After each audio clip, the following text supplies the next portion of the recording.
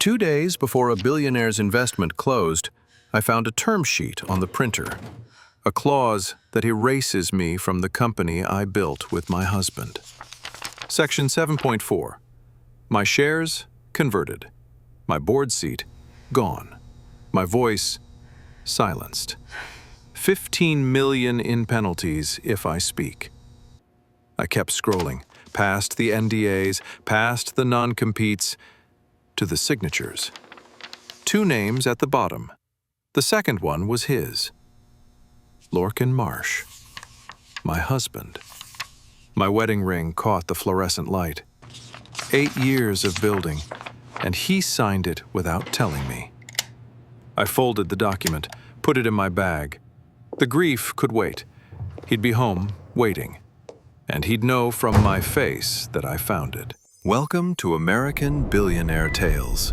The drive home took 11 minutes. I don't remember any of it.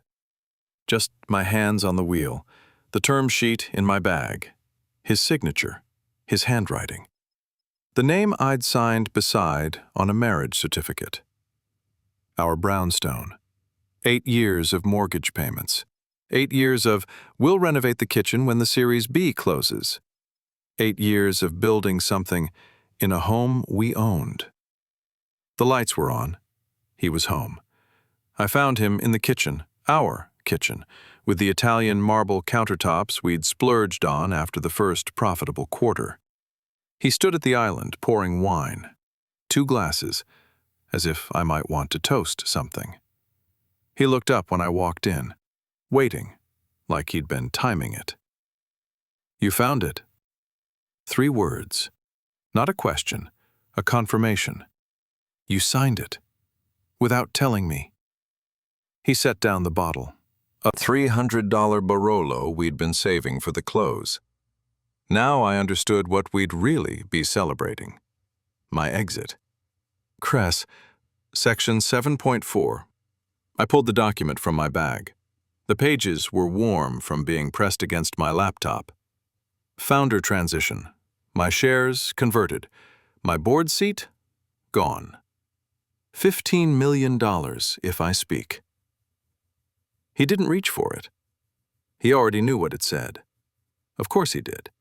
He'd signed it 2.5 weeks ago. And I remembered. 3 months ago, the all-hands meeting. Lorcan at the podium in his Navy suit, the one I'd helped him pick out. His voice carrying across the conference room. Cairn is a partnership. Always has been, always will be. The applause. The belief. The lie. I'd clapped too. He started talking. I let him. The Q3 numbers killed us. His voice was steady. Practiced, I realized. He'd rehearsed this. Every investor we'd been courting walked. The runway was down to 11 weeks. Varden was the only one still at the table. And she wanted me out. She wanted changes. He reached for his wine, stopped, put his hand flat on the marble instead. I negotiated for 3 weeks. This was the only configuration she'd accept. The only configuration. My shares converted to non-voting. My board seat eliminated. My voice erased. That was her only offer? You'll still have equity, 22%. When we exit, you'll be rich.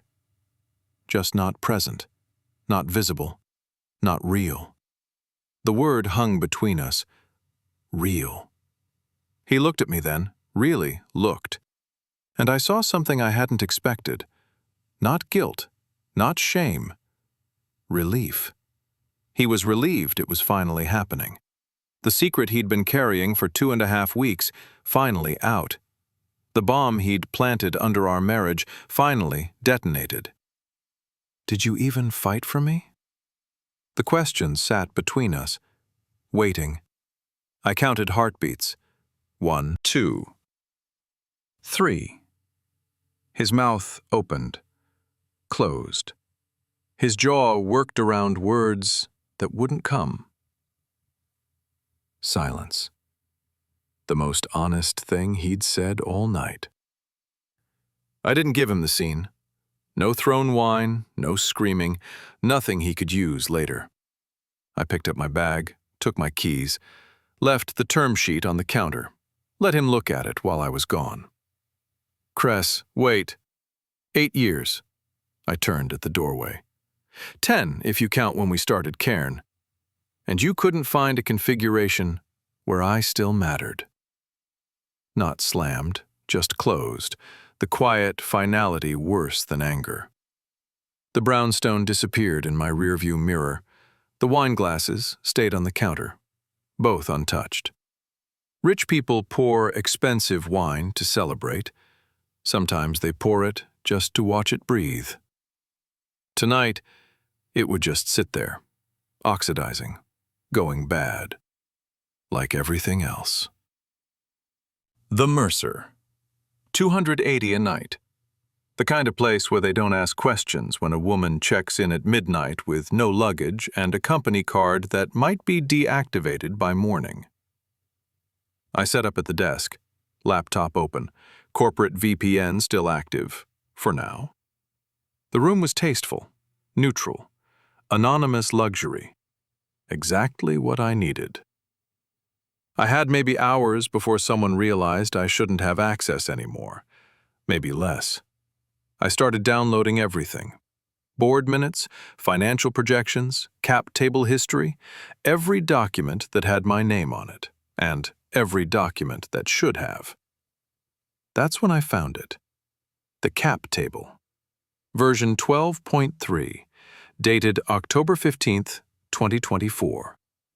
2 weeks before Lorcan signed, almost a month before tonight. My voting shares were already flagged for conversion. The box was checked, the formula was entered, the paperwork was prepared, sitting in the system, waiting for a signature that would make it real. This wasn't desperation. This wasn't a last-minute decision made with a gun to his head. This was architecture. They'd been designing my removal for a month, maybe longer. Lorcan coming home every night, eating dinner with me, sleeping beside me, knowing this was coming. I stared at my wedding ring, the white gold band catching the cold light of the laptop screen. I didn't take it off. Not yet. Removing it would mean something. And I wasn't ready to decide what. Instead, I opened a new browser tab. Celeste Varden. If Lorcan was the signature, she was the architect. The question wasn't just why he'd signed. The question was why she wanted me gone in the first place. I started searching. Foundation history, board memberships, charity galas, society pages going back decades. Somewhere in there was an answer. I just had to find it before they found me. 3 hours, 47 browser tabs, a timeline emerging. Celeste Varden, 67 years old, widow of pharmaceutical heir Richard Varden, chair of the Varden Foundation since 1996. Hospitals funded, research grants distributed, galas attended. The public record was immaculate. Philanthropy wrapped in legacy, wrapped in tax advantages. But I wasn't looking at the press releases. I was looking at the edges. The archived society pages, the photographs no one had searched for in decades. I found it at 3:47 a.m. A charity gala, November 1994, black tie fundraiser for medical research. Celeste Varden in the foreground, younger, sharper, already wealthy, smiling for the photographer. And in the background, partially cropped, caught mid-conversation with someone off-frame. A woman. I zoomed in, enhanced, let the pixels resolve into features I knew better than my own. My mother, Vera Holt, 30 years younger, before the termination, before the blacklisting, before whatever broke her spent the next 13 years finishing the job. She was at a Varden Foundation event 30 years ago, Long before I was building companies, long before I met Lorcan, long before any of this. I pressed my hand flat against the desk to stop the trembling. This wasn't about Cairn. This wasn't about Q3 numbers or funding rounds or Lorcan's desperation. This was about my mother. Celeste Varden didn't just want me out of my company. She wanted me erased. The way she'd erased, I couldn't finish the thought. Not yet. But I knew where to look. My mother's storage unit. The boxes I'd been paying for since she died. 17 years of avoiding whatever she'd left behind. Tomorrow, first thing. I saved the photograph to my phone. My mother's face glowing on the screen, young, alive, standing in the same room as the woman who would become my enemy. I didn't know what she'd done to you, Mom. But I was going to find out. The first gray light of dawn touched the hotel window. My mother's face glowed on my phone screen, 30 years younger, standing in Celeste Varden's orbit, unaware of what was coming. Tomorrow wasn't tomorrow anymore. It was today. The storage unit address was in my calendar, 17 years of sealed boxes. Whatever destroyed my mother was in there, waiting. I closed the laptop, didn't sleep, couldn't. Some truths don't let you rest until you find them. The storage unit was exactly as I'd left it 17 years ago, the day after the funeral. The day I couldn't face what was inside. Unit 247, climate-controlled, $11.47 a month, auto-drafted from an account I never closed. I'd paid over $2,000 to avoid opening these boxes. The facility was industrial, concrete floors, halogen lights, the smell of other people's abandoned lives. I stood in the doorway with a coffee I couldn't taste and clothes I'd bought from the hotel gift shop at 6 a.m. A cashmere sweater that cost more than a month of storage. The boxes were labeled in her handwriting, my mother's handwriting, the loops and slants I knew from birthday cards and permission slips, and the notes she'd leave in my lunchbox. Research, personal, legal, and one more in the back. Do not open. I opened legal first. Folders, documents, and letters, dozens of. Them, drafts never sent. Addressed to law firms, to journalists, to the patent office, to people whose names meant nothing to me. I started reading, and there she was, 17 years gone, but sharp as glass. The patent for the synthesis process was filed 3 weeks after Eleanor's death. Richard Varden claimed acquisition through a licensing agreement that Eleanor never signed. I have the original notebooks. I have the correspondence. I have proof that they stole her work and built their foundation on a dead woman's genius. Eleanor. Dr. Eleanor Chen, my mother's research partner. I kept reading. The timeline emerged piece by piece. 1994, Eleanor dies. Car accident, or so the report said. 3 weeks later, the Varden Pharmaceutical Division files a patent for a drug synthesis process worth hundreds of millions. 1995, Vera Holt, my mother, begins asking questions. Sends letters, makes calls, threatens to go. Public. And then, the last folder. Termination letter. Reference withdrawals. Job offers rescinded. A blacklist that wasn't written down anywhere, but was absolute. They didn't just take Eleanor's work, my mother wrote in a letter that never found its recipient.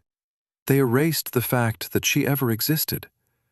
And when I tried to tell the truth, they erased me too.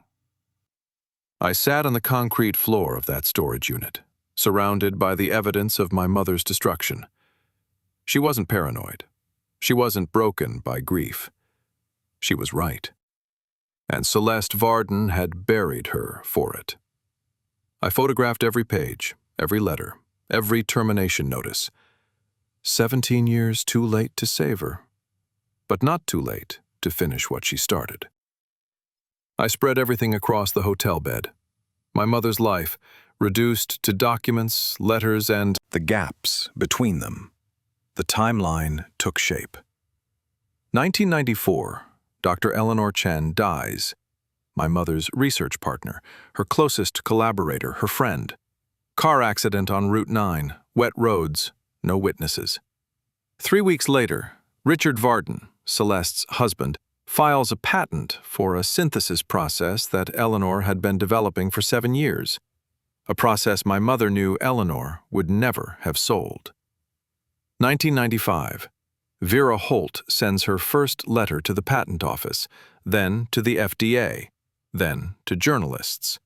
She has Eleanor's notebooks, she has emails, she has proof. The responses come back: insufficient evidence, matter closed, no further action. Then the other letters start. Termination from the research institute where she'd worked for 12 years. Reference letters withdrawn. A colleague warns her, "Vera, stop. They're making calls. No one will hire you." She doesn't stop. 1996, she takes a job at a community college. It lasts 8 months before the fund mysteriously disappears. 1998, a teaching position at a private school. Let go after 1 semester. Budget constraints. 2001, she's doing freelance consulting. Then, even that dries up. I remember this. I was 13, 14, 15, watching my mother shrink, watching the light go out of her. I thought she was depressed. I thought she was broken by grief for Eleanor. I didn't know she was being systematically destroyed. I found a letter she wrote to me during this period, one she never sent. "Cressida, if you're reading this, I'm already gone. I want you to know, I wasn't crazy. I wasn't paranoid. I was telling the truth. And someday, when you're strong enough, I hope you'll understand why I couldn't stop trying to tell it." 2007, heart failure. That's what the death certificate said, but I know what really killed her. 13 years of watching every door close. 13 years of screaming into a void. 13 years of being right and being punished for it. I looked at the photograph on my phone. Vera and Celeste, 1994, before the destruction. History repeating. Only this time I'd seen it coming, using my own husband to do it. She'd targeted Cairn because of who I was, the daughter of the woman who almost brought her down. This wasn't business. This was finishing what she started. The question wasn't whether I'd fight back. The question was how. I knew it was him before I looked through the peephole. 8 years of marriage, you learn the rhythm of a knock. He looked worse than I felt. 3 days of stubble, the same clothes he'd been wearing when I left, wrinkled now, slept in. His steel blue eyes were bloodshot. He hadn't slept either. Good. I tracked your card. He stood in the hallway, not trying to push past. "I'm sorry. I had to see you." I should have closed the door, told him to call my lawyer. Instead, I stepped aside. Not forgiveness. I wanted to see his face when I showed him what I'd found. He looked at the bed, the evidence spread across it, the boxes, the timeline I'd constructed. "What is all this?" "My mother's life. What's left of it." I picked up the photograph. Vera and Celeste, 1994. "You told me Varden was just an investor, that she wanted changes, that this was about saving the company." "It was. Did you know about my mother?" The question sat between us. I watched his face. I know his face. I've memorized it over a decade. I can read every micro-expression, every tell. And there it was. The hesitation. 1 second too long. You knew. I knew Celeste wanted you out specifically. His voice cracked. I didn't ask why. I didn't want to know. I finished for him. You didn't want to know why a billionaire philanthropist was demanding my removal as a condition of the deal. You just signed. He stepped toward me, his hand reaching, the way it had 1,000 times before, across a pillow, across a dinner table, across the gap between working late and coming to bed. Cress, please. I can still fix this. We can find another way. Come home. Let me... Don't. One word. I stepped back. His hand fell. The space between us wasn't 3 feet. It was 8 years of lies I hadn't known were lies. It was my mother's letters in boxes on a hotel bed. It was a term sheet with his signature erasing me. He stood there. I saw something I hadn't expected. He was grieving us. He was grieving. Not the company, not the deal. Us. For one moment, I saw the man I'd married. The one who'd held me when my mother died. The one who'd worked 90-hour weeks beside me building something from nothing. The one who'd said, we build this together, or we don't build it at all. That man had signed away my future without telling me. That man had chosen silence over honesty, the company over the marriage, survival over truth. Leave. He left. I stood in the middle of the room, surrounded by evidence of one destruction, and feeling the weight of another. My wedding ring was still on my finger. I looked at it. 14-carat promise. I didn't take it off, but my hand was shaking. The email arrived at 4:47 p.m. I was still staring at the wall where Lorcan had stood 3 hours earlier, still feeling the ghost of his hand in the air between us. The sender? C. Varden. Chair, the Varden Foundation. Subject: a conversation, woman to woman. I opened it. Ms. Holt, I believe we have matters to discuss that would benefit from private conversation rather than lawyers and intermediaries. My home, tomorrow at 4. T. I've watched what you've built. I suspect we understand each other better than you realize. Celeste Varden. Watched what I've built. Like I was a specimen. Like I was an experiment she'd been monitoring for a decade. The woman who destroyed my mother wanted to have tea. I should have ignored it. Should have forwarded it to a lawyer and let legal mechanisms do their work. But legal mechanisms hadn't saved my mother. Letters to the patent office hadn't stopped Celeste. 13 years of trying to tell the truth hadn't mattered. I wanted to hear her say it. To my face. Out loud. I wanted her to know that I knew. I typed my reply. Tomorrow at 4. I'll be there. Send. The rest of the evening was preparation. I backed up every document to 3 cloud servers. Photographed every letter again, higher resolution. Created a timeline document with dates, names, sources.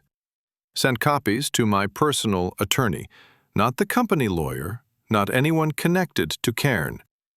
Then I downloaded a voice memo app, tested it. The phone could record for hours in my pocket. Every word she said would be captured. The hotel gift shop wardrobe wasn't going to work. I needed armor. I called the concierge, had them send up options from the boutique downstairs, blazers, silk, things that cost more than my first month's salary at Cairn. At 11 p.m., I stood in front of the bathroom mirror. The woman looking back was someone I almost didn't recognize. Dark circles, hair pulled back tight, a set to her jaw that had been there since she'd read Section 7.4 on a printer at midnight. She looked like her mother.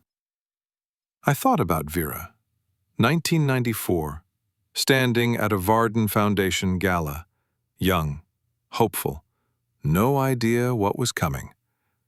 I was walking into the same building, the same world, facing the same woman. But I wasn't Vera. I knew what Celeste had done. I had the evidence, I had the recording app, and I wasn't asking permission to be heard. I was going to take what I needed and walk out with it. Tomorrow at 4. The predator had invited the prey into her home. She just didn't know the prey had teeth.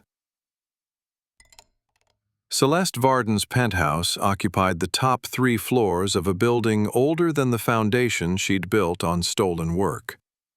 The elevator opened directly into a foyer lined with art I recognized from museum catalogs.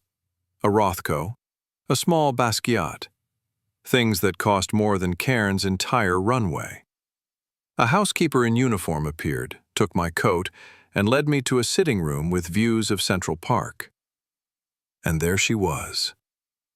67 years old, silver white hair swept into a perfect chignon, wearing an ivory cashmere sweater set that probably cost more than the monthly salaries of everyone I'd laid off in my imagination. Pearl earrings, an emerald ring on her right hand that caught the afternoon light like a weapon. She rose when I entered, gracious, almost warm. "Miss Holt, thank you for coming. Mrs. Varden." She gestured to a chair. Tea service already arranged on a table between us. Bone china, silver. The aesthetics of a woman who'd never had to choose between groceries and rent. I sat. She poured. "I've watched you build Cairn for years," she said. "The operational excellence, the attention to compliance, the way you've handled the fundraising pressures." She set down the teapot. "You're talented, precise." Her pale gray-green eyes met mine, unblinking. "You remind me of someone." "My mother." She didn't flinch, didn't look away, didn't pretend not to understand. "She told you." "She died before she could." My voice was steady. I'd practiced this in the hotel mirror. "I found her letters." Celeste set down her cup. The gracious hostess evaporated. What remained was something older, colder. "Your mother was going to destroy everything I'd built." Her voice dropped half a register.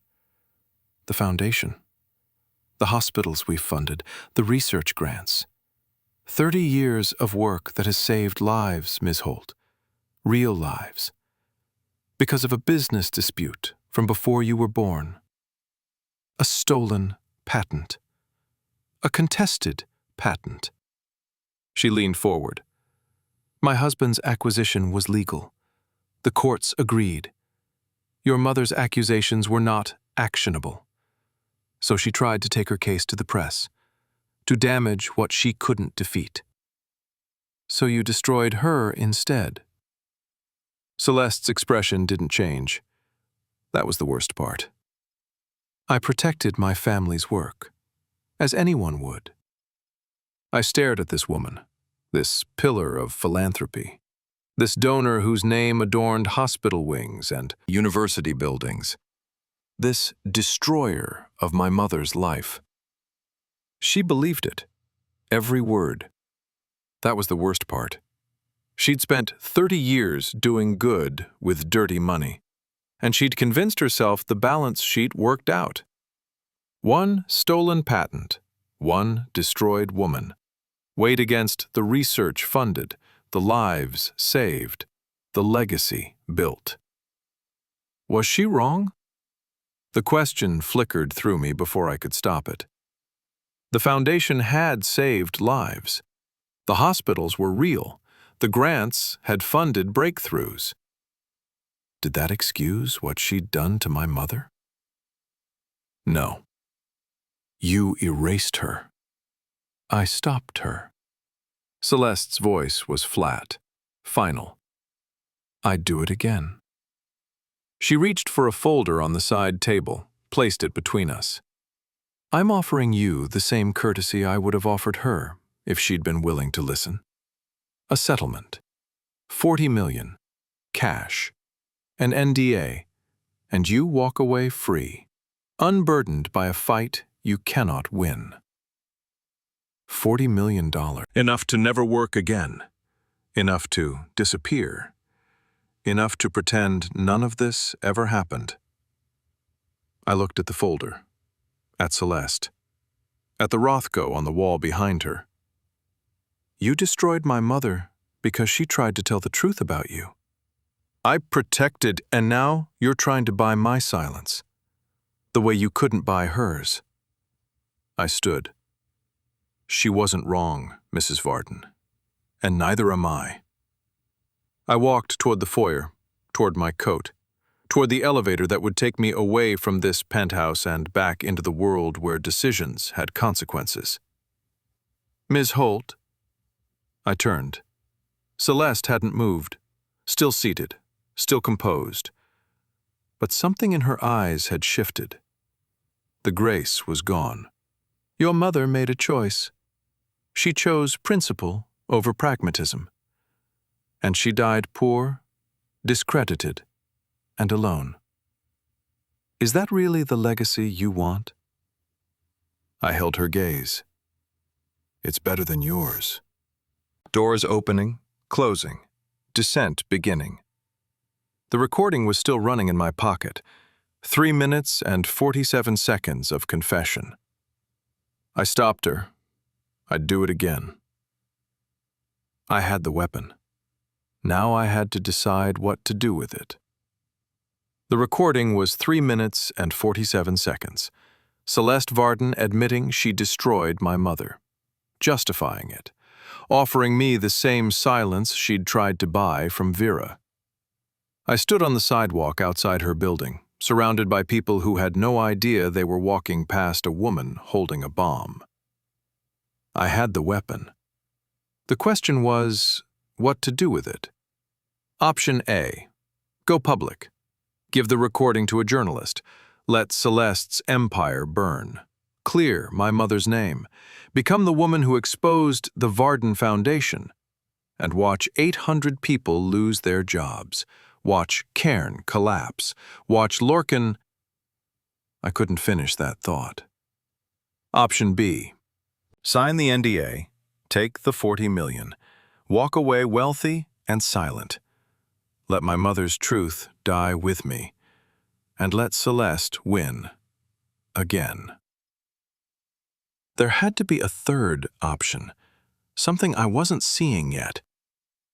But first, I needed to know exactly how deep Lorcan's complicity went. I needed to make him choose. I spread it all on the bed. The term sheet, the cap table, my mother's letters, the transcript I'd typed of Celeste's recording, evidence of 2 destructions, my mother's, and now mine. It was 11 p.m. I hadn't slept in 2 days. The hotel room that had felt like a sanctuary now felt like a cell, expensive, anonymous, and closing in. I stared at the papers, and I made myself see clearly. Option A. Expose everything. Give the recording to a journalist. Let the world learn that the Varden Foundation was built on a stolen patent and a destroyed woman. Clear my mother's name. Watch Celeste's empire burn. And watch 800 people lose their jobs when the deal collapses. Watch Cairn, the company I built with my own hands, crumble. Watch Lorcan's career end. Possibly watch him face legal consequences for signing documents connected to fraud. Become the woman who burned it all down. Famous. Vindicated. Alone. Option B. Sign the NDA. Take the money. $40 million. Enough to never work again. Enough to disappear. Celeste wins. My mother's story stays buried. The foundation keeps funding hospitals. Lorcan keeps the company. And I spend the rest of my life knowing I sold my mother's truth for silence. Option C. Force a private reckoning. Go back to Lorcan. Show him everything. The letters, the recording, the 30-year vendetta. Make him understand what he signed. And then make him choose. Me or the deal. If he chooses me, we blow it up together, lose the company, start over, see if there's anything left of us worth saving. If he chooses the deal, then I know, and I can act accordingly. I looked at my wedding ring, still on my finger, still catching the lamplight. Billionaires sign prenups to protect assets. The rest of us just hope. Every door cost something I wasn't sure I could pay. There never had been. I'd been looking for an exit that didn't exist. So I chose option C. Not out of hope, out of need to know. Because I needed to know if the man I married still existed, or if the company had eaten him whole. I'm coming home. Don't leave. Send.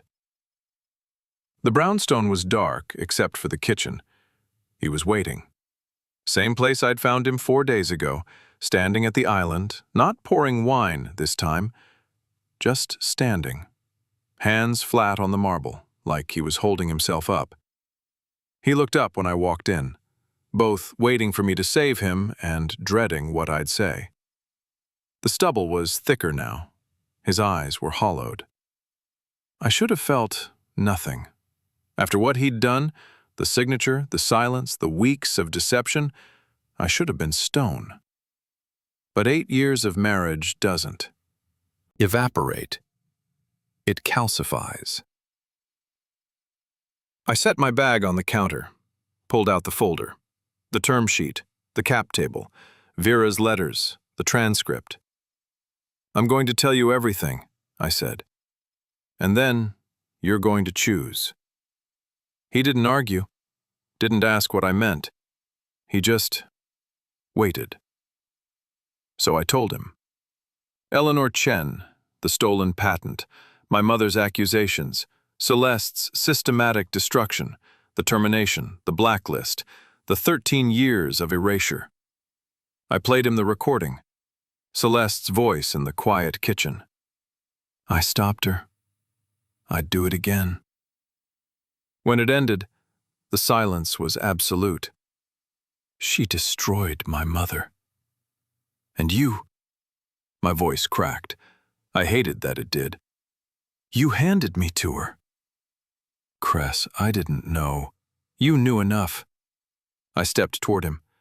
You knew she wanted me out specifically. You knew the NDA was designed to silence me. You knew something was personal about this deal. You didn't ask why. He didn't deny it. I didn't want to know. You didn't want to know. I was close enough to touch him now, close enough to see it in his face. Not performed, real. And for one moment, the magnet won. I reached up, my hand on his jaw, the stubble rough under my fingers. His breath caught, his eyes closed. We'd been here 1,000 times. The kitchen at midnight, the end of a long day, the pull that made everything else disappear. I almost kissed him. Almost. I can't. Not until I know. I stepped back. His eyes opened.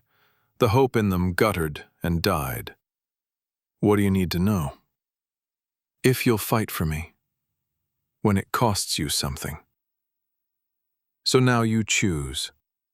The words came out flatter than I intended, colder. The woman who'd almost kissed him 60 seconds ago was gone. What remained was the woman who'd read Section 7.4 under fluorescent lights and understood everything. Me or the deal? He stared at me. I could see him calculating, the way he did in board meetings, in investor pitches, in every high-stakes moment of the last 10 years. Cress, it's not that simple. It is exactly that simple. I pulled the term sheet from the folder, held it up. His signature at the bottom. If you choose me, we blow up the deal. We lose the company. We start over. Together. And 800 people lose their jobs. There it was. The number he'd been holding like a shield since this started. That's the cost. The cost of what? Your revenge? The cost of you fighting for me, for once. He flinched like I'd slapped him. Is this what my mother felt? The thought arrived before I could stop it, demanding justice that would cost everyone around her. I pushed it down. What if we could do both? His voice was desperate now, the CEO mask crumbling, the husband underneath bleeding through. What if I could renegotiate, talk to Celeste, find another structure? You already signed. I set the term sheet on the island between us, his signature facing him. There is no renegotiation. There's only choice. The kitchen was too quiet, too bright. I could hear my own heartbeat. I wondered if he could hear his. I need to know if you'll fight for me when it costs you something. He looked at me, really looked, not calculating, not strategizing, just seeing. And something in him gave way. I watched it happen. The fear, the shame, the love, all visible at once. The way you watch something fall and can't decide if you want to catch it. He didn't answer. Not yet. But his hand moved toward his phone. He didn't answer immediately. And in that silence, I saw him go somewhere else. A church. Cheap flowers. A casket that wasn't mahogany because mahogany cost too much.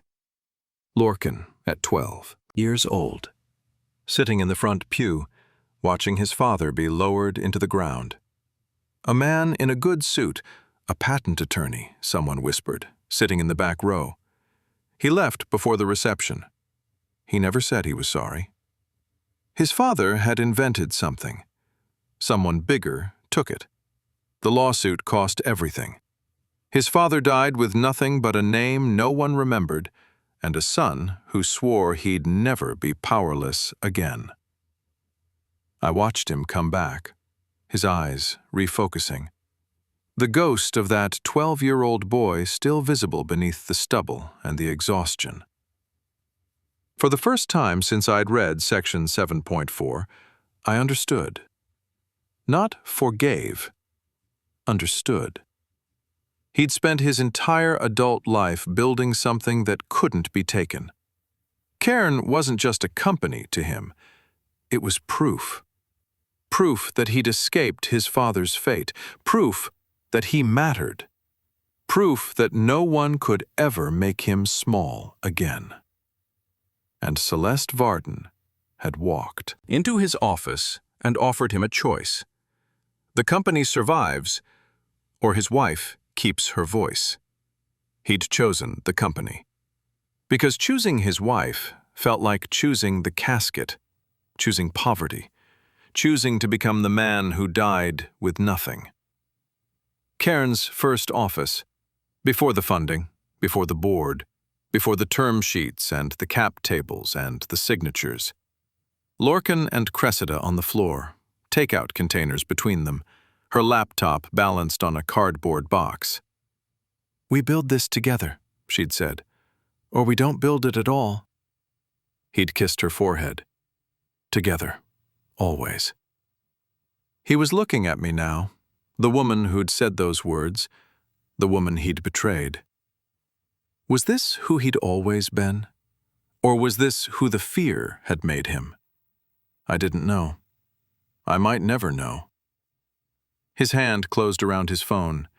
He looked at the term sheet, his signature, the deal that would have saved everything except us. He looked at me. I don't know how to be poor again. I know. I don't know how to start over. I know. But I know I can't keep going without you. He lifted the phone. The phone rang once, twice. I watched him. My husband. The man I'd built a company with. The man who'd signed away my future without asking. The man who'd just shown me his 12-year-old ghost and admitted he didn't know how to be poor again. The line connected. Elliot? His voice was steady. His eyes were on me. It's Lorcan. Whatever he said next would determine everything. Whether the deal lived or died. Whether the marriage survived. Whether my mother's story finally found its way into the light. I held my breath and waited. Elliot. His voice was steady. His eyes were on me. It's Lorcan. I stopped breathing. The kitchen was so quiet I could hear the hum of the refrigerator, the tick of the clock, my own blood rushing in my ears. Kill the deal. 3 words. And then silence. I'm withdrawing my signature. Tell Varden the terms are unacceptable. Elliot's voice came through the speaker, tinny with panic. Lorcan, the penalties, the break fee alone. I know what they are. He hung up. The kitchen was silent. The deal was dead. Cairn's future was uncertain. 800 jobs hung in a balance I couldn't calculate. And he was looking at me. I don't know how to start over. His voice cracked. The CEO was gone. What remained was the man, exhausted, terrified, and finally honest. But I know I can't keep going without you. I didn't move toward him. I didn't forgive him. But I didn't leave. He reached for me. Not romantically. There was nothing romantic about this moment. Just hands finding my arms. Just pulling me toward him. Just holding on. I was shaking. I hadn't realized it until he touched me.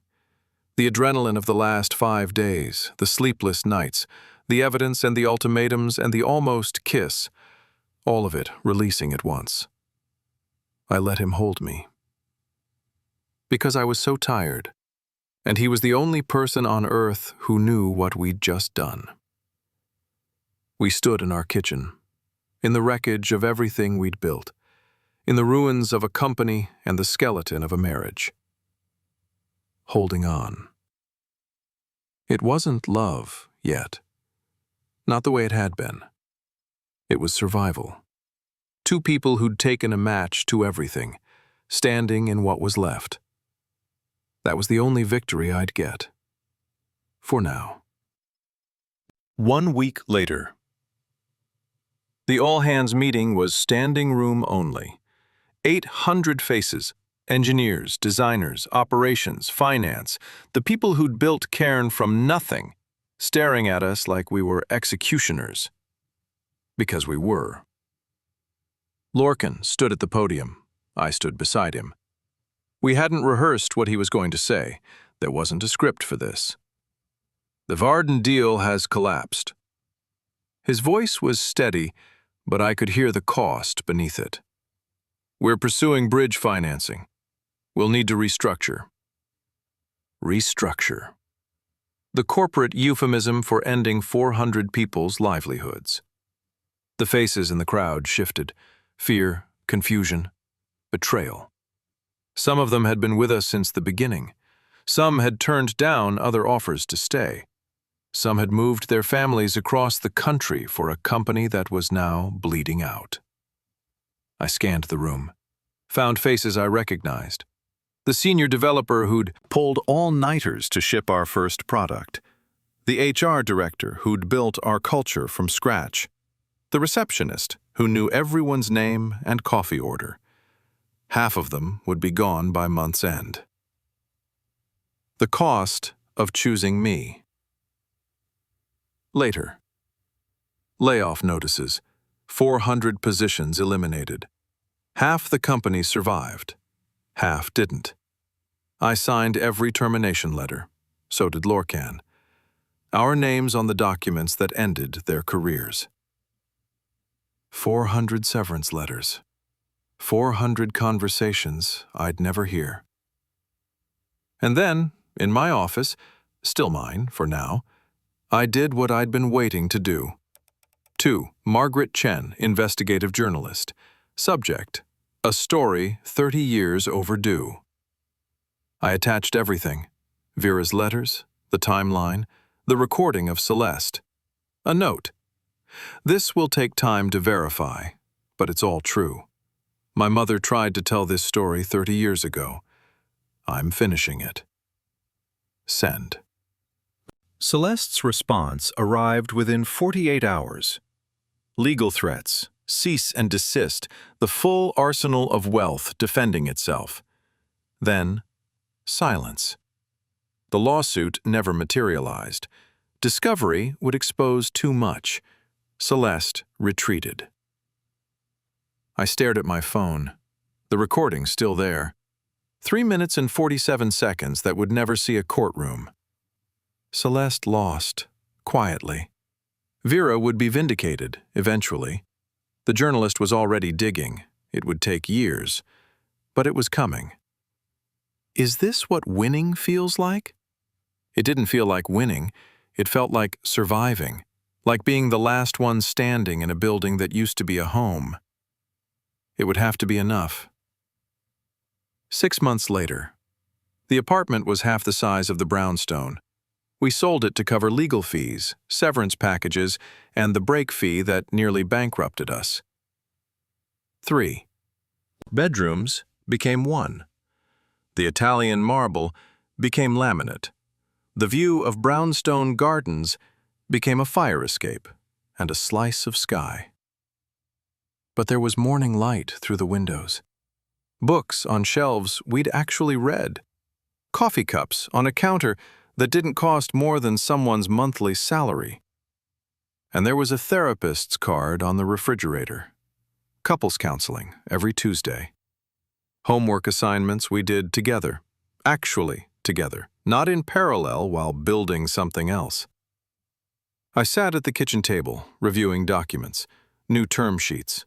Cairn 2.0, leaner, smaller, still alive. 400 employees now instead of 800. Still real. Lorcan appeared, set my coffee beside me. Didn't interrupt. Waited. I looked up. Something had changed between us.